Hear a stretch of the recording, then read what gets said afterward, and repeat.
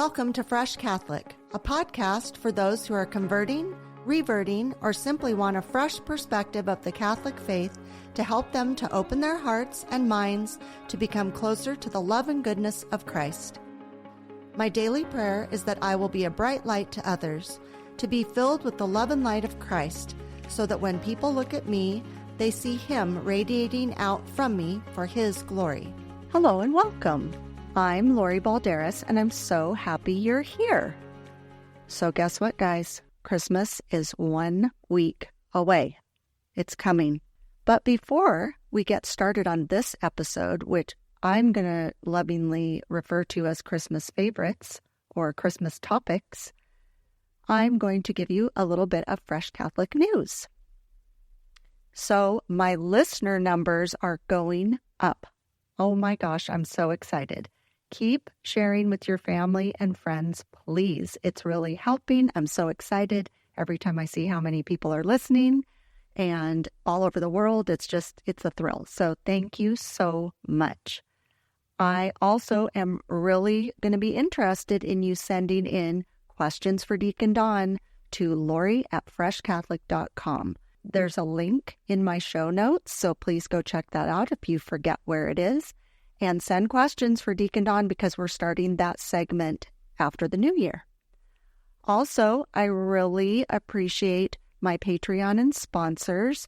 Anybody that is helping us out with this podcast, I am so grateful to you.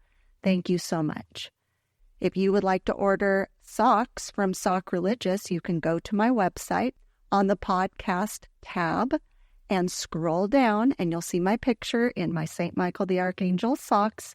When you order, you get 10% off. So go check that out. There's still time to get those socks for your gifts for your people on your list. Also, let's not forget my online store. There is so many things to choose from there. Please go check it out. I think you're going to love it. Simon has designed everything on there. So I'm very fortunate to have such a creative and talented husband. I would like to give you a heads up about next week's episode, which is on Christmas Day, because Christmas Day is on a Monday this year. So what we're going to do is I'm going to be doing the readings of the day, and that will be the Christmas story. So please tune in that day and listen as a family. And if you can't, it will be there all week. Check it out. And at the end of that episode, I will be doing a big announcement about something that's coming in the new year that you're not going to want to miss. So I hope you tune in, and that's where we're at for Christmas Day. So now I have something I want to talk to you about. We have been percolating a new venture. We've been waiting to announce this because we have been negotiating to make this happen. So what I have to announce is we have a whole line of coffee, a Fresh Catholic coffee line. Oh my gosh, can you believe it? We've sourced one of the best coffees in the world, and this is Fresh Catholic coffee. So it's not like you can just go get this in the store. It's very selective to Fresh Catholic. So I have this very special person here to explain in more detail about our new product. And he is one Simon Balderas. Well, hi, Simon. Hey. Now you're the coffee expert. I have become a coffee expert. I know. Thank you. Our own in-house coffee expert. It has been an adventure, and I have sourced coffee from all over the world, believe it or not. Really? Yes. It's some of the best coffee that you can get in the world. It's premium coffee from everywhere from Africa to South America to Tanzania to Hawaii, some of the best coffee in the world, and roasted and shipped on the same day you purchase. Wow. This is so exciting. It is. Why give your money to Starbucks when you can give your money to Fresh Catholic? Well, I was thinking that coffee is a staple in a lot of houses. True. I know you have a couple cups of coffee every day. Every day. I have one. It's all I can really handle. It's a pretty big cup, though. So it's a staple. And if you're going to buy coffee anyways, why not support a ministry like Fresh Catholic And especially because this is way better than Starbucks coffee. It's way better than coffee that you can get in the grocery store. It's premium coffee, ethically sourced from farms all over the world, organic coffee, no artificial flavors or anything like that. Even the flavored coffee like vanilla, hazelnut, and all those kinds of coffee, cinnamon bun we have. That's cinnamon bun coffee. Cinnamon bun coffee. All of those coffees are all natural flavorings, and they are roasted, like I said, to perfection on the day that you order, and they are shipped the same day. That's amazing. Yes. I mean, come on, we all drink coffee. If you don't drink coffee, I'm surprised. But we are really looking for support, and we're trying to come up with any way that we can get this ministry really up and going, because I think we've said it before, but I'm going to say it again. Simon and I actually have a whole other life. We've been in the film industry, and we're trying to make Fresh Catholic our main line of work and our ministry, and we're trying to draw everybody to Christ, back to the church, all these different things, but we can't do it without help from you guys. Great. And we want to keep this going. Like we joked, it's been percolating under the surface, but we knew this was coming, and we just thought this was something that maybe this would help people to be able to support us in a very tangible way, where you're getting a product that you're going to buy anyway. And this would really help us, because we have some very big things coming in 2024 with Fresh Catholic that are a secret right now, but we really can't do them without your help. And this ministry is really building, and I'm so happy about that. I couldn't be happier. Like, there's nothing else I'd rather be doing right now. Well, thank you for doing that, and I hope you guys check it out. So this is kind of a heads up, a soft launch, as they call it. Yes. Where we're telling you about it, and it's coming soon, and you will know when it's ready to order. Yes. Okay. Well, I'm excited. I hope you're all excited. I love coffee. Mm-hmm. I do too. And I like that you created all these flavors, because that's fun. Mm-hmm. For the people who like regular coffee, it's fine. But then there's also some flavors. There's blends, there's flavors, there's single source. I've learned so much about coffee. Oh my gosh, this is so exciting. Okay, so that is all the news. I know that was a lot. Sorry about that. Before we head into the Christmas favorites or Christmas topic, I just want to say I am sorry in the past couple of episodes I have neglected Advent. To just give you a little heads up that the first week was the purple candle, and the theme was hope. The second week, purple candle, the theme was peace. Yesterday, it's Gaudete Sunday, and it's a rose candle for joy. So now we're all caught up on Advent. We'll be right back. Rising anti-Semitism. New generations redefining how they connect with Jewish traditions. Changing dynamics among Jews around the globe. Take a deep dive into these topics and more on Mosaic, Exploring Jewish Issues, the podcast brought to you by the Jewish Federation of Palm Beach County. Hear from the thought leaders, politicians, scholars, and artists at the forefront of Jewish life today. Subscribe to Mosaic, Exploring Jewish Issues, wherever you listen to podcasts.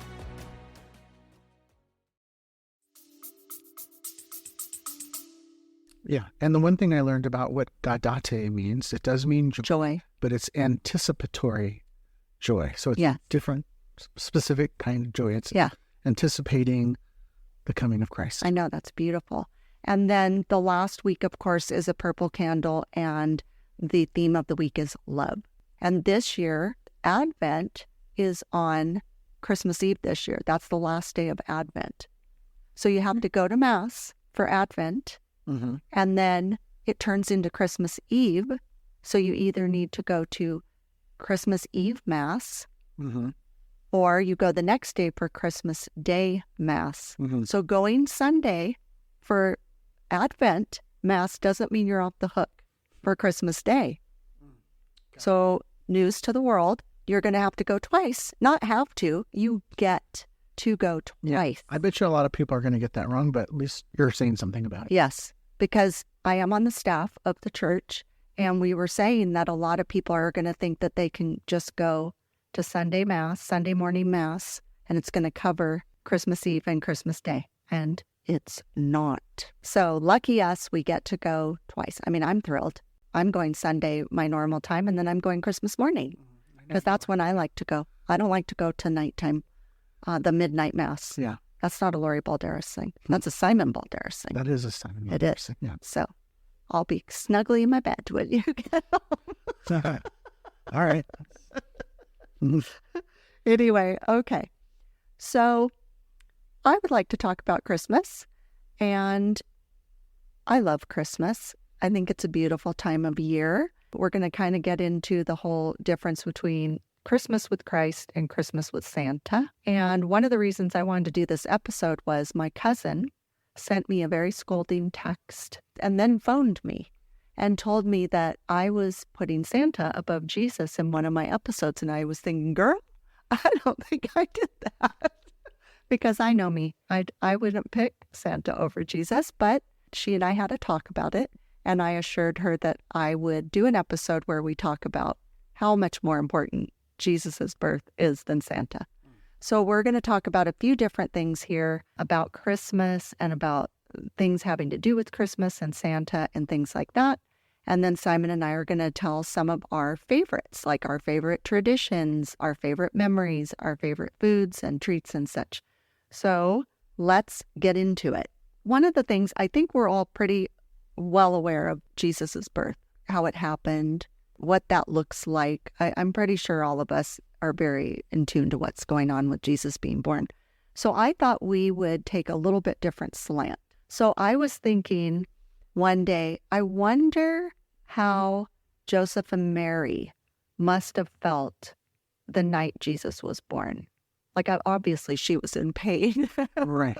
Yeah. And she was stressed. Maybe she wasn't. Maybe she was a cool breeze. I don't know. But I just got to thinking, I wonder, what do you think they felt like? Because it wasn't a typical situation. They were on the run. Yeah. They were escaping. Yeah. I think that Mary and Joseph must have been very in sync, but I think that they both had very different emotions and obviously physical feelings. I think Joseph had some worry and maybe some stress. I know they trusted in God, but he was looking for a while for a place just for the night. And everything was, I remember the inns were full and they didn't have much money, I don't think. No. And they were also on the run. And I think he was feeling a lot of stress and worry for his wife and child to come. And I think Mary was, in my mind, this is what I picture. I picture her in prayer a lot of that time, especially because she was having labor pains. And can you imagine being in labor and riding on the back of a donkey? No. For hours? I don't think any woman listening to this would like that. Yeah. So I think that she was in pain and in prayer for, I think, for her husband, that he wouldn't worry. I kind of imagine that. I think a lot of wives do that when they see their husbands worry. I think that she was praying for God's provision for shelter and a place for the birth of his son. But I also think that she had a confidence in knowing that everything was going to be okay and that God was going to make this event really miraculous and special. She was also human. So I know that when I am under pressure, I cycle through a bunch of different emotions. I don't necessarily think she had doubt or anything like that, but I do think that she would probably be the type of person who put herself in her husband's shoes, put herself in Jesus' shoes, because she knew that he was a very special child.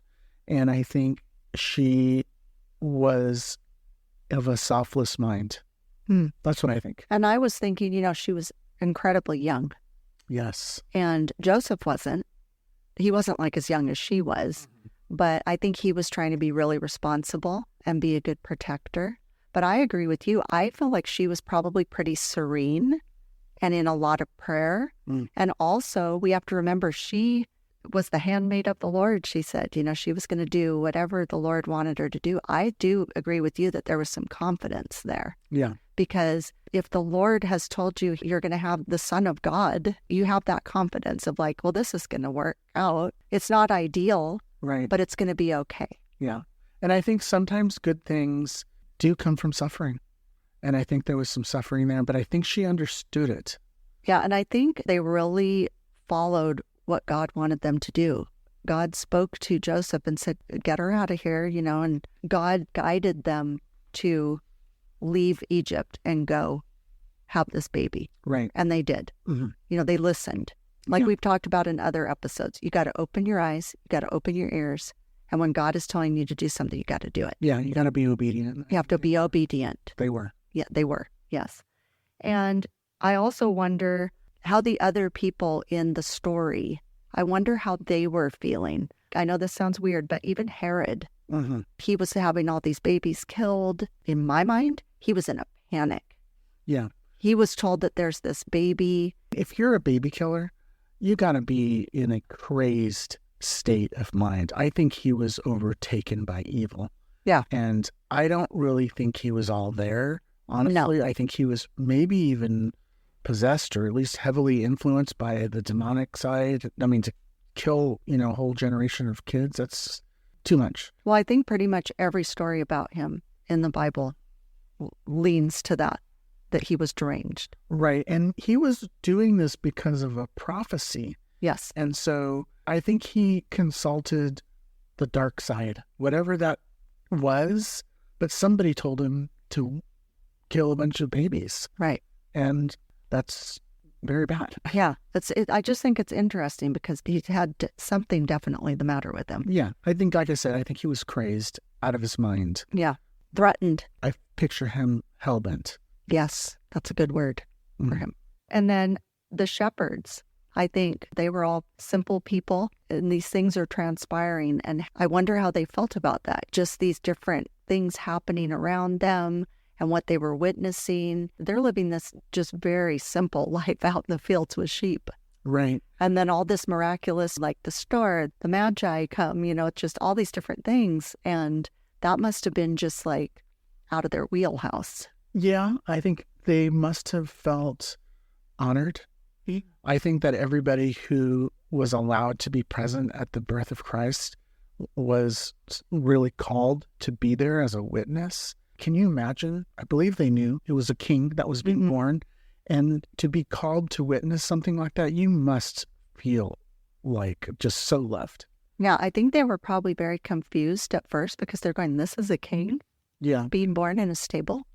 Yeah. And I think they came in humility. Yes. I mean, they were bowing down. Yes. They were probably worshiping. I mean, there were angels there. Right. So they believed it. What I guess I'm saying is it must have been confusing at first because they're going, wait a second, what's happening? And then they believed. When you get that feeling where you know that the Holy Spirit's with you and you can't explain it. Right. And it's beautiful. And you can't even express that to people who don't feel it or have never felt that feeling of the Holy Spirit, or when you know God is with you. Yeah. And you can just feel it. Right.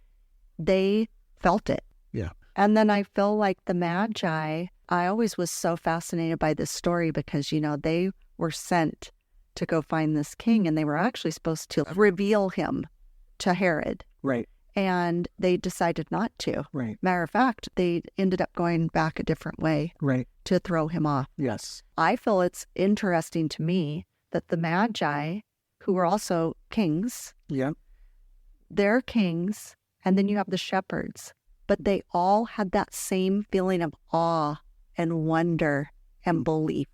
Yeah. And when I think of the Magi, I mean, they were special people, right? They were very honored people. I don't know if they ruled the land or what kind of kings they were, but I have also heard stories about the Magi being somewhat like mystics. Yeah. They were really into astronomy or something. I think that's one reason Herod had them was because they were, of that mind. Right. I just love the story that originally they went to reveal where the baby was. Right. And then they changed their mind. I love that. Yeah. I love that story. I know when we've done studies at different groups I've been in at the church, and they'll take a Bible passage and they'll do that where they say, you know, what do you think the other people in the story were thinking at the time? Or which character would you be and how would you act? I love stuff like that where you kind of like think about things in a different way. Because we all are looking at the nativity as a spectator, looking in on the Holy Family and the animals and the shepherds and the angels and all that. But then I wonder how people were feeling. You know, that's why I asked. Right. One of the things I was really wondering, and I know you did some research, I appreciate that. I was wondering, this might sound like a silly question, but I was wondering when people started celebrating in quotes, Jesus being born. Like, you know, we celebrate Christmas. And so I was thinking, well, obviously they didn't celebrate Christmas before Jesus was born, obviously, because that's what it is, Christ Mass. And so I was just thinking, when did we start celebrating? And we kind of discussed this and figured out that if you really think about it, Catholics in particular celebrate Christmas like we do all feast days, all big events in the church, and that is through the Word, through the liturgy, through the Mass. Right. And that's what I discovered in the research that I did. The earliest evidence, and it wasn't necessarily a celebration, it was more of a recognition, like a feast day of the birth of Christ, and that happened about 350 AD, so about 350 years after Christ died. Yeah. So, I mean, as I was thinking about, like I'm saying, because we do have all these celebrations all year. I think the secular world and Christian world, and they have like specific holidays. Right. But honestly, we're celebrating every Sunday. Right. We celebrate every Sunday. And then we celebrate feast days throughout the year. Yeah. And we celebrate these high holy days. Right. And so Christmas, correct me if I'm wrong, but it's proclaiming the word. It's the liturgy. It's the liturgy. It's the Mass. But they did give it a date. They did establish, at least they agreed upon that it was December 25th. That's not necessarily the actual birthday of Christ. They estimate that it's a good chance that it was because Mary was given the Annunciation that she was going to have a child in March 25th, I believe. So 9 months later is December 20th. So that kind of makes sense.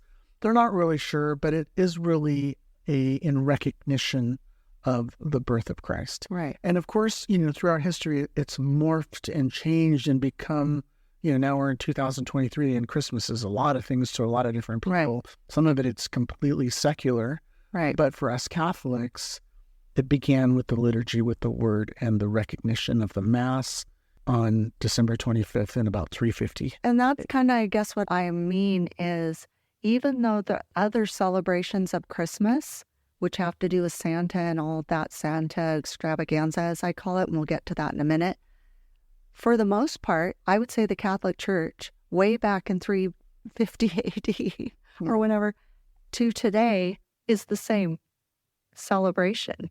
That's my point. Right. Yeah. Is it hasn't morphed into something bigger and grander. No. It's how we celebrate it. Yeah. And I kind of love that.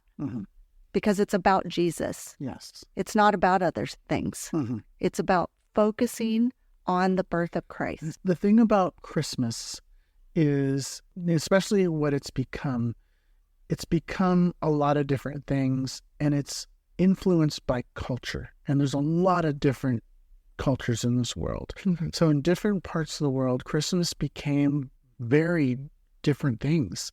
So at the time, 350, 336, I've heard all these dates about when they started, you know, to celebrate Christmas. I believe it's, honestly, I think it's 336 because they have records of the liturgy of the time. So because of the heavy influence of culture during that time, it was Roman times, and big in the Roman times was winter solstice. So they were dealing with, at that time, a lot of different pagan influences and celebrations.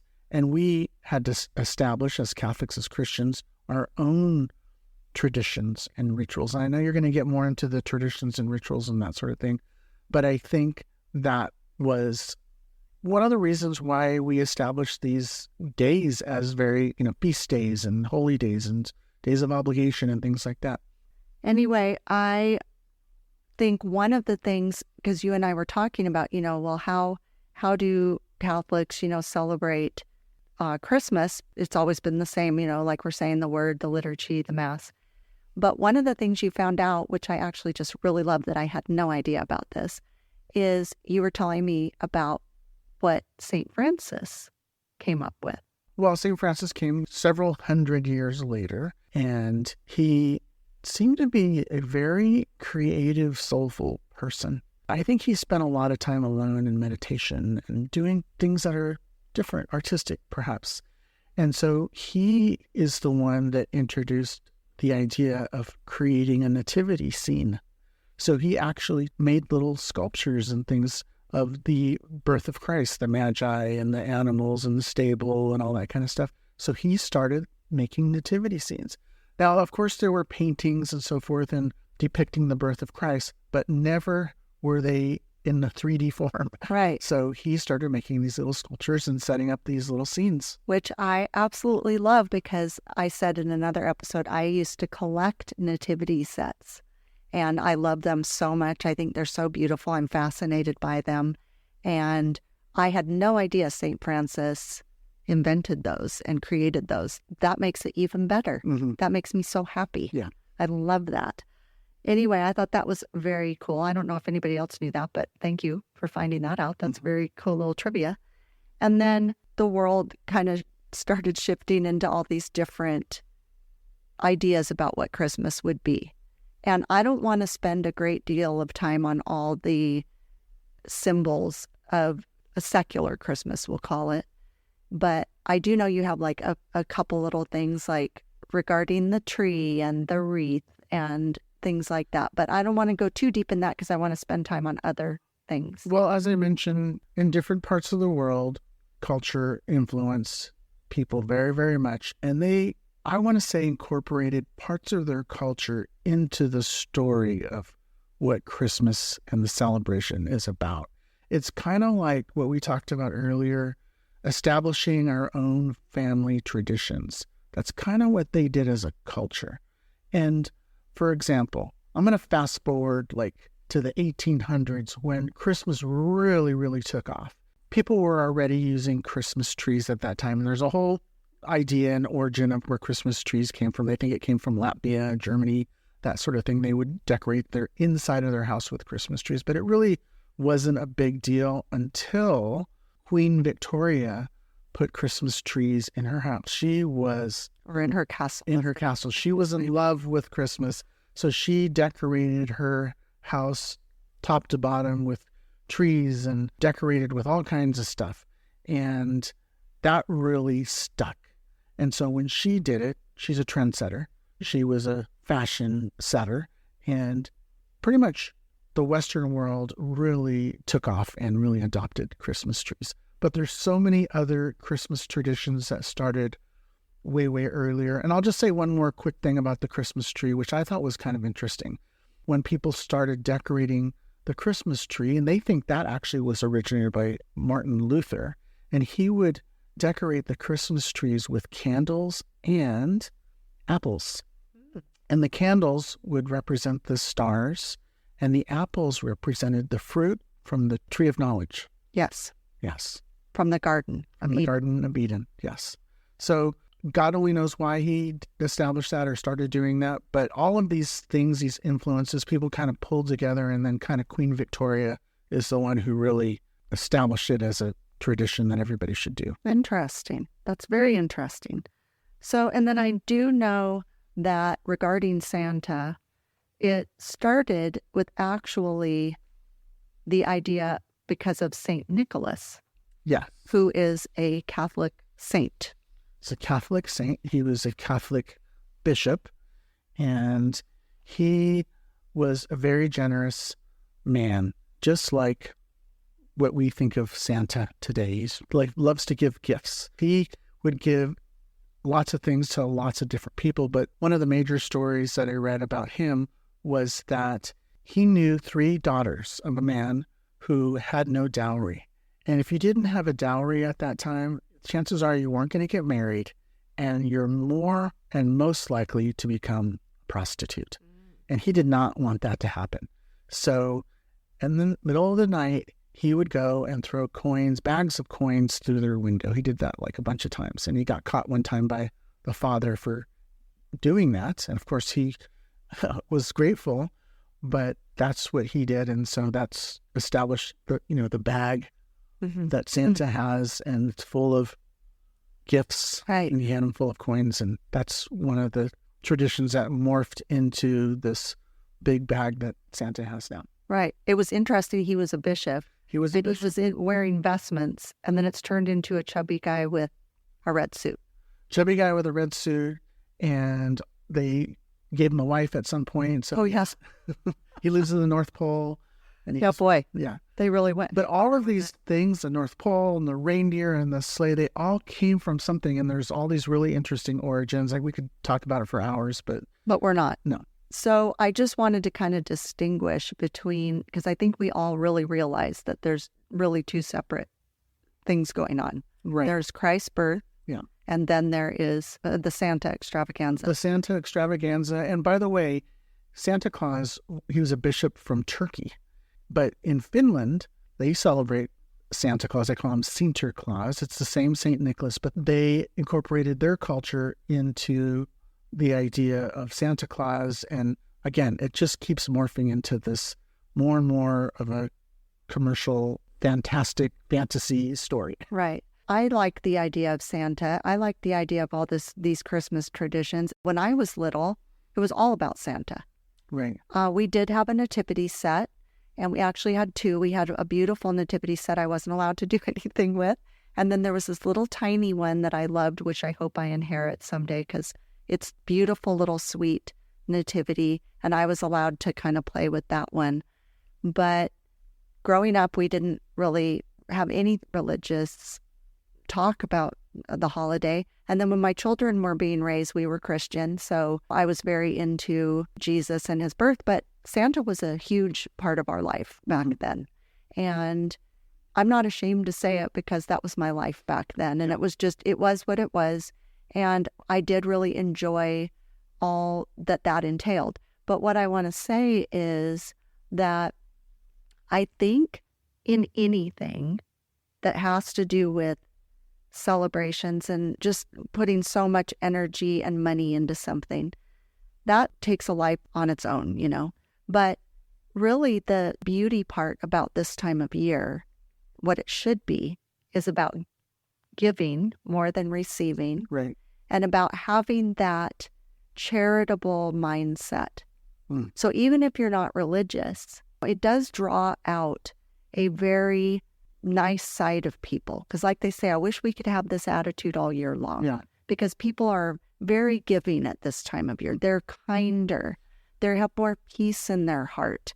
But we should really be doing that all year long. Right. I don't want to take the magic away from Christmas and all of these sort of facts and things, because there is this beautiful magic about Christmas, especially when you think back as a child, what your experience was. I think it's super, super important, especially because every family has their own Christmas tradition. And I think that's really, really unifying and important for families to retain that and keep that going. Yeah. And I think we're losing that. I feel as a group, we're losing the traditions. We're losing the magic. It's more about money. It's more about what you're getting. And it's not about that magic, beautiful side of it. We as parents and grandparents, we have to take these traditions that we've had and carry them on. If we don't do that, the traditions are going to die. And we don't want that to happen. And one thing I really always like is when you have a family, when you get married, you'll take your traditions and the other person's traditions, and you kind of use some of those, and then you make your own. Right. And I love that. Yeah.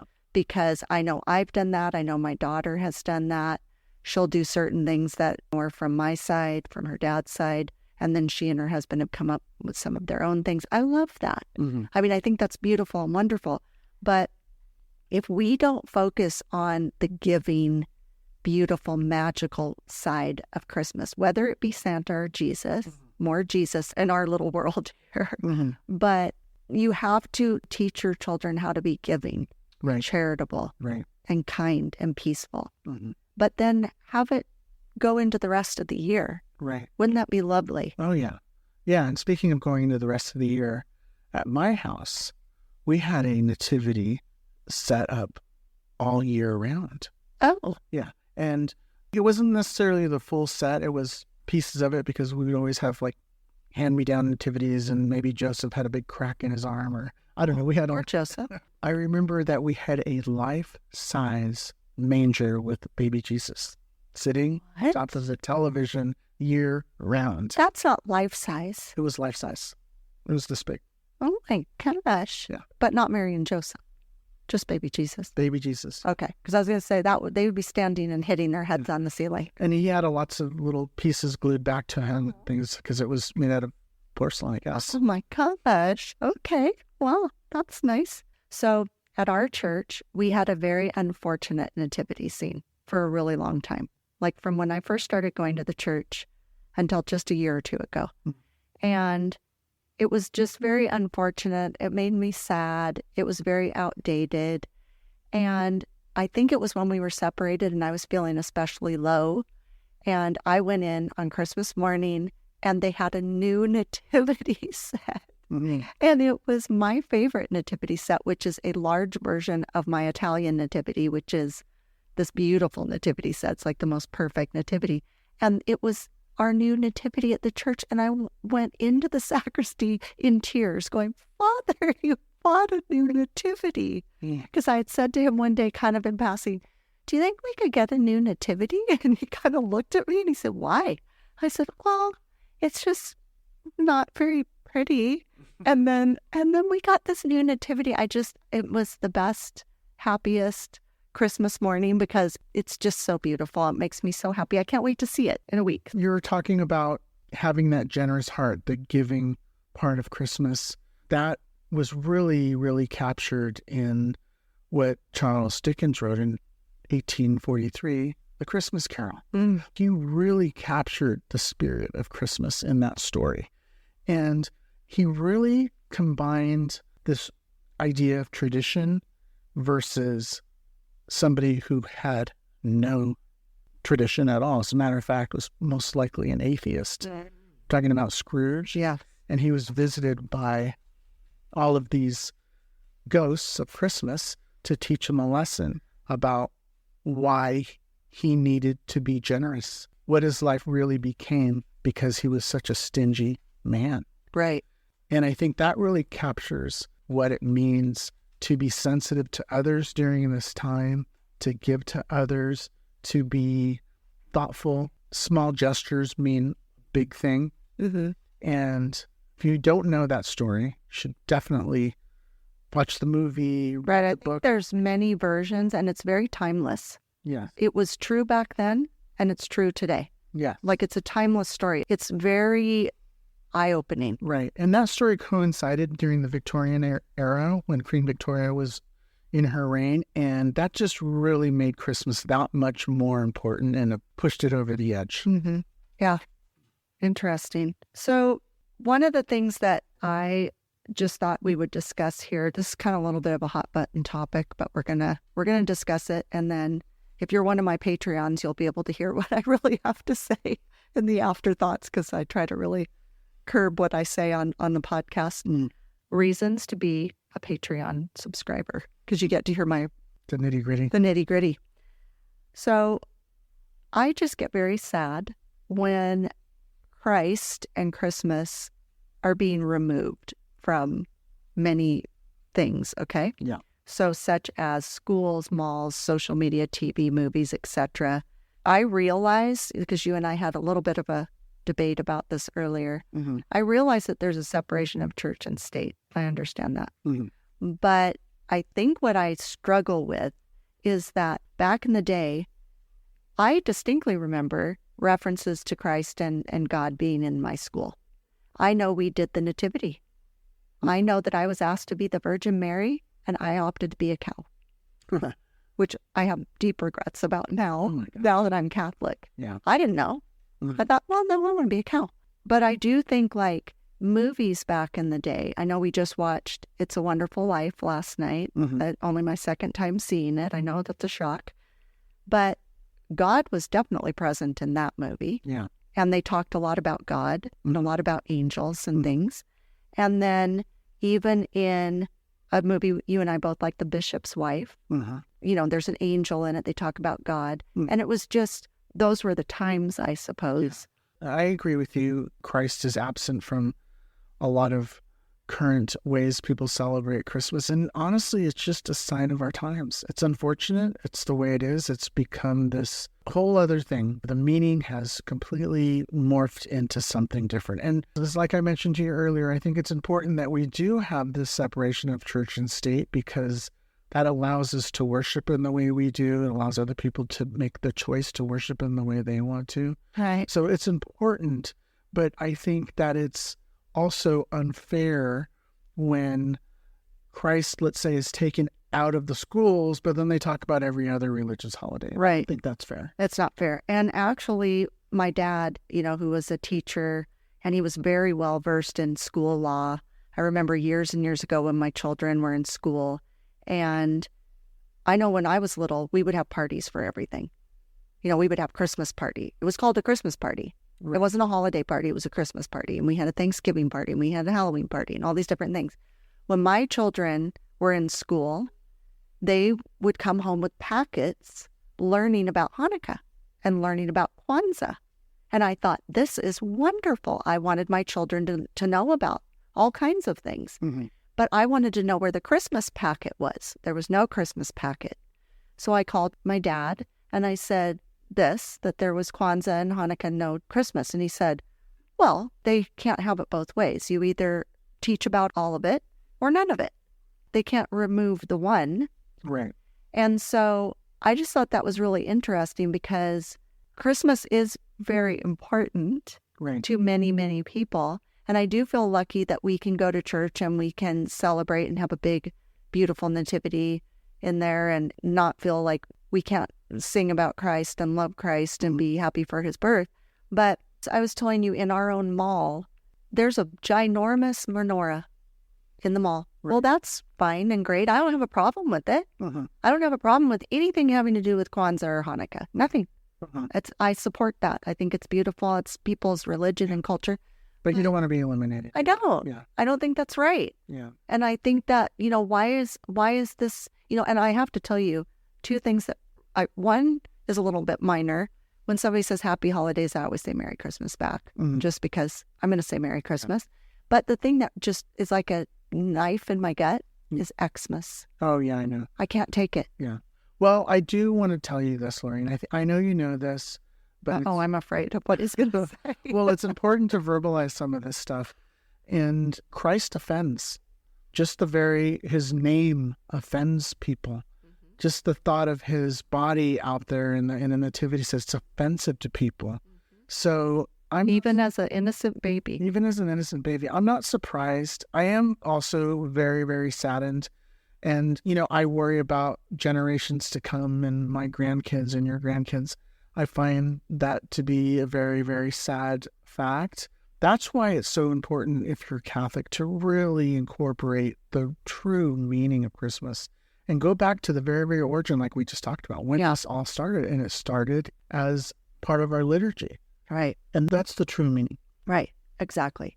So I think it's up to us as the parents, grandparents, aunts, uncles, godparents. Forget what the world is saying and teaching. Focus on what you know to be the true meaning of Christmas and incorporate that into your time, into your holiday, into your celebration. Yeah. And Santa's great, Santa's fun, Santa's fine. But Jesus is the reason for the season. You knew that was going to come in here sometime. Yeah. Anyway, no, I just am really, really into that. Okay, guys, let's switch gears a little. Let's pretend we're in a cozy armchair in front of the fireplace with a Yule log. I don't really know what that is, but let's pretend, and let's talk about some of our Christmas memories and traditions. Are you up for that, Simon? Yeah. Let's do it. Okay, let's do it. Some of our favorites, okay? So I'm going to say the topic, and then who's going to go first, me or you? You go. Okay. So some of my favorite Christmas memories. Okay. So my mother made holidays really special when I was little, and it made me love the holidays. And so I took it a little bit over the top, up a notch, okay? Remember, this is back in my old life.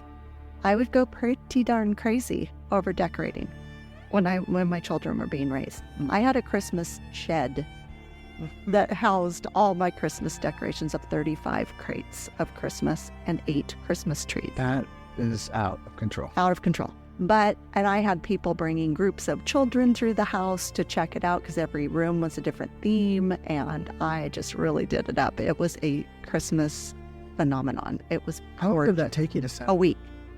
Jeez. And my children called it Hell Week because I was not nice. I was like, get out of my way. I'm doing Christmas. Horrible. Isn't that horrible? But once it was up, I was very happy, and it was beautiful and great. So I was kind of known as the Christmas person because I would do this at Christmas time. So that's always been really fun for me. But when I got divorced, I ended up having to get rid of a bunch of my Christmas things. So I donated like boxes and boxes and boxes of Christmas decorations to a charity. And then I went to this sale that they had, and it was literally all my Christmas. Oh my God. They didn't have anything else but my Christmas stuff. And then I thought, oh, should I take that back and buy that back? No, I didn't. But anyway, loved Christmas. And I was really enjoying having my grandchildren and having them be a part of that Christmas. But I'm really not getting to spend a lot of time with them on Christmas anymore. And that's very sad to me. And I miss it a lot. I mean, they've just kind of missed that part of me. And so that makes me sad. Makes me sad for them because my children had an idyllic Christmas time growing up. One of my favorite Christmases was we rented a cabin in the woods in Yosemite, and it was my husband's family and my family in 2 separate cabins. That was beautiful and great, and there were deer, and it was snowing, and it was wonderful. And this was the year 3 months before my accident. And we got to go ice skating at the ice skating rink in Yosemite in the valley floor. And that was one of my dreams because I grew up being an ice skater. And I was 4th place in California, an ice skater. But the last time I got to ice skate ever was on that rink that was my dream rink. And that was my last time ever getting to ice skate. Wow. And so that's like a huge Christmas memory for me because it was on Christmas Eve in 1989, and my accident was in March of 1990. So anyway, how about you? What are your Christmas memories? For me, I hate to be the sad guy, but we struggled financially when I was a kid, and that always seemed to somehow make our Christmases just a little sad. Not that my parents didn't try to give us things, and they did, and they really focused more on Christ than anything, which was great, but we didn't necessarily have consistent traditions. We just kind of struggled through the holidays, unlike all my peers, so I kind of have sort of little tender memories about Christmas. And fast forward to adulthood, and I want to recall a moment where I was really struggling financially as an adult, and I didn't have any money at all to buy anything for my kids, any gifts at all. So what I did give them was I wrote stories about Christmas and the meaning of Christmas, and I illustrated them, and I poured my heart out into these stories, and I gave them these Christmas stories for Christmas. And that was a meaningful Christmas. So that's kind of my good Christmas. Yeah, I love that. I think you and I have always, the entire time we've been married, we've been struggling every Christmas. I know a lot of it has to do with our business, and the film business is real slow from Halloween till February, I'd say. So it's already slow, but I feel like we've never really got to do anything super extravagant for Christmas. And, maybe our kids are used to it now, and our grandkids are used to it now, that we can't give them a big gift. But I think those stories that you wrote to your children, those are priceless. Nobody else can give them that. Anyway, okay, let's not get too down. Yeah, no, I know. Sorry about that. That's okay. It's the truth. Now, on a happier note, my favorite Christmas movies, I can't really go through a Christmas holiday time without watching Home Alone 1 and 2. They bring me great joy. I know my dad loved Home Alone in particular. And so I think of him every time I watch it. But I love those, and I love The Holiday. All those make me very happy. And I'm content at the end of the season if I've watched all 3 of those. How about you? My favorite Christmas movie is It's a Wonderful Life. I just relate to it so much. It really pulls at my heartstrings. I cannot go through 10 minutes without tearing up throughout that whole movie. I mean, I just kind of weep through that whole thing. I really, really relate to that story. I think that it's so well done, so meaningful, and so hopeful at the end. So, again, we watched it last night. It's only my second time. And I thought it was excellent, wonderful, beautiful. At the end, I was so upset I couldn't even talk. It really upset me. Mm-hmm. So I just know the struggle. I think I did really see a lot of you in George Bailey. And anyway, I don't want to cry now. But it was very well done. Yeah, I just, I do want to say, and this is a little bit revealing, but I am a very emotional person, and I have been at that bridge many times in my life. Yeah. And, just contemplating why I'm here. What's my purpose? Come on, God. And you're just struggling with what your purpose is. Right. And it really gets me. Well, and I love that it just proves that you do matter. Not just you, Simon Balderas, but you, my listeners. You do matter. Yes. I know when I go to confession with Father Matthew, every time he says, Lori, you matter. He tells me that every time. And it means a lot to me. Because we might feel like George Bailey. We might feel like the end of our rope. I know you felt like that many times. But I love that it showed him he did matter. And if he wouldn't have been there, what catastrophic things would have happened. Yeah. And God does have a plan. Yeah. And we are very important to him, and we are very loved by our Lord. And so it was a beautiful movie. I just couldn't talk. It was overwhelming to me. Yeah, it's overwhelming. And the other interesting thing about that movie, because there's so many really cool characters in that movie. Yes. And there's these characters in that movie that I know that person. Yeah. I know who she is. Ooh, I know who that old Mr. Potter. I know. Don't we know him? I know him very well. We have a Mr. Potter in our life right now. We sure do. We sure do. Anyway. And then what about Christmas songs? I absolutely love, more than anything, Oh Holy Night. I love that song. I think it's so beautiful, beautiful, beautiful. And What Child Is This? I love that song too. And on a more kicky note, All I Want for Christmas Is You by Mariah Carey. I can't live without that song. It makes me so happy every time I hear it. How about you and your Christmas songs? Well, can I back up to the movies real quick? Because I know I mentioned this last. I mean, maybe you don't even have a Christmas song. Maybe you'd rather double up on the movie. I just kind of love Christmas music. Well, I hate to say this, guys, but I watch Christmas movies year-round. I've already exhausted the library at the Hallmark Channel. I know. Yeah. I just find them just so hopeful, and they just make me feel so good. And I love hot chocolate and cookies and all kinds of stuff. Just their storylines, they're so cheesy, but they really are so harmless, and they're so pure, and they just make me feel so good. I know you told me one time that you were thinking that we should make a Hallmark type movie. I've had dreams about making Hallmark movies. I know. I think I told you one that I had that at that moment. I felt like we need to make this movie. It was amazing. I was in it. I thought, oh my God, this is... Okay. Yeah. Coming in 2025 now. Yeah. Oh my goodness, that's great. And so when it regards to songs, I just love Christmas music. I love Christmas music. I love... You kind of like the instrumental. I like right? vintage. I like... Not so much the modern days so much. I do like the modern classics, like you're saying, Mariah Carey and Michael Play. Okay. Yeah. So I like some of those, but I'm a vintage. I mean, if you're ever in a bad mood, put on All I Want for Christmas Is You, and you get right out of a bad mood. I also want to give a really good piece of advice. Anybody feeling down in the middle of summer, turn on the Hallmark Channel and just binge a bunch of Christmas movies. It's so much better. I know you do that, so there you go. How about Christmas treats? You already said you like cookies and hot cocoa. Yeah, I like making sugar cookies. I like baking, as you know. I just find that too also very peaceful and meditative. I love making stuff with my grandkids. And sugar cookies are always fun to do because you can draw cookies. Yeah, that's nice.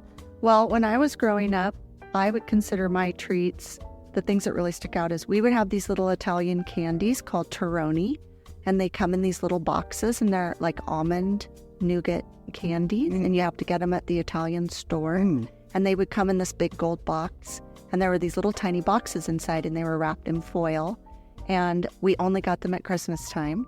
And so I would then later give my beloved Poppy, my dad, a box of Torroni at Christmas time. And that was that's a big tradition. So those, I know I wanted to have those as our wedding treats to give out to people, but I couldn't find them anywhere. The Italian store didn't have them. But that's a big tradition of mine. And then the food we used to eat for Christmas Eve, because that was our bigger day, was vermicelli with anchovy sauce. And you have never had it, and I just talked to my mother about it this morning, and I'm going to try to make it. Yeah. It's so delicious and delightful, and he's making a face, but it's so good. Okay, I'm going to try it, but it just doesn't... If you don't like it, I'll eat it. I'll definitely try it. It just... Okay. Anchovy pasta doesn't... It's so good. Anyway, those are my favorite memories as far as food and treats. Very Italian. And then traditions, I don't really remember a lot of traditions when I was little. My tradition started with my children, and one of the things that we did was, like I've said in other episodes, Christmas Eve was the bigger day to me. And Christmas Eve would be, my parents would come over, we would dress up nice, we would have a very nice dinner, Italian dinner. And then prior to them arriving, though, their dad and I would give them their most special present that day, in the daytime, in the afternoon. The reason was, and I suggest you do this with your children because it worked beautifully, we would give them the most important present because they were so focused on it. They were not in the frenzy of the Santa frenzy the next day. They would open it. They loved it. They had all afternoon and evening to really focus on it because it was the only thing they were getting. And then, of course, my parents came over and my parents would give them their presents. But that was a big tradition. And then Christmas Day was very wild. It was Santa had come in the middle of the night. They would get their Santa presents. We would open stockings. We would have a very traditional Christmas breakfast that their dad would make. And he did the same breakfast every single year. And now I think my children have that same breakfast. That's like a tradition they do. And then we would open the rest of the presents. And then we would it was a very casual day, very sloppy day, very lazy day. And their other grandparents would come over that day. So it was a completely different version. But I think my favorite things about Christmas are, I love the lights. I love the candles. I love the warmth and the lights about it, I think, are very beautiful. And I love my nativity sets. I think those are like my outward things that I love about it. And then, of course, the birth of Christ, and what could be better? No better birthday. That's a lot of traditions. Yeah. I think the biggest consistent tradition that I can recall participating in is this midnight mass. Mm-hmm. Yeah, that's probably the biggest one. Yeah.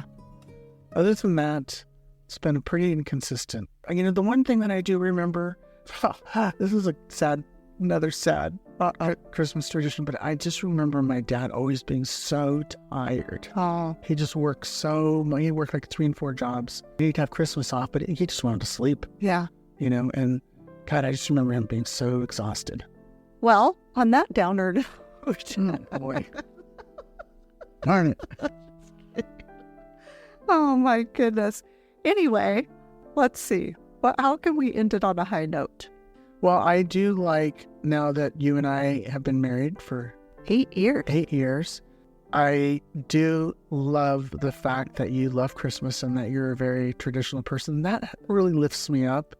I know you love decorating, and I love to see, I always anticipate you doing that in the house and what that's going to become. It really adds a lot to the holidays, you being around and like magic, turning a room into something really, really bright and special. I think I am the Mary Poppins of Christmas. Yeah, definitely. Oh, that's nice of you to say. I like to decorate to make people happy. And I know Simona really looks forward to you doing that. I know this year she was just looking forward to you decorating, and that makes me happy to see her wanting you to continue your tradition, and I think that's really, really cool. That's a memory that's going to really stick with her. Right. Thank you for saying that. So, in closing, I hope that this has been an interesting and fun episode. And I'm just reminding you about next week, next Monday, Christmas Day. I will be doing the daily readings, which obviously is the Christmas story. And at the end of that episode, stay tuned for a big announcement about something coming in 2024 that you're not going to want to miss. We're very excited about it. And we just appreciate you listening. Thank you. Love you. Bye. Thank you for joining me today. Now go out and be a bright light in someone's life. And remember, be focused, be faithful, and be fresh. Fresh Catholic is produced, edited, and recorded at Wonder Mouse Studios in Ventura, California.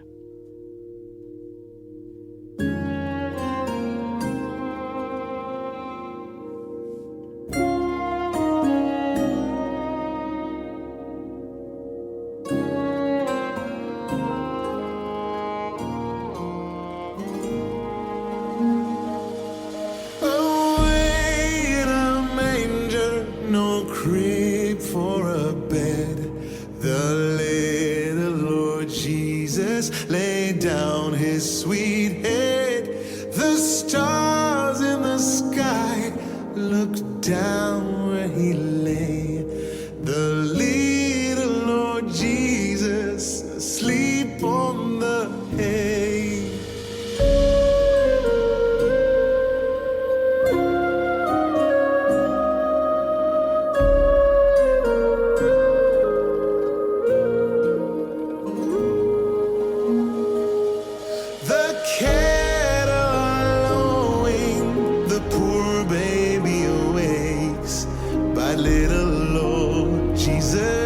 No crying he makes. I love thee, Lord Jesus. Look down from the sky and stay by my cradle till morning is nigh.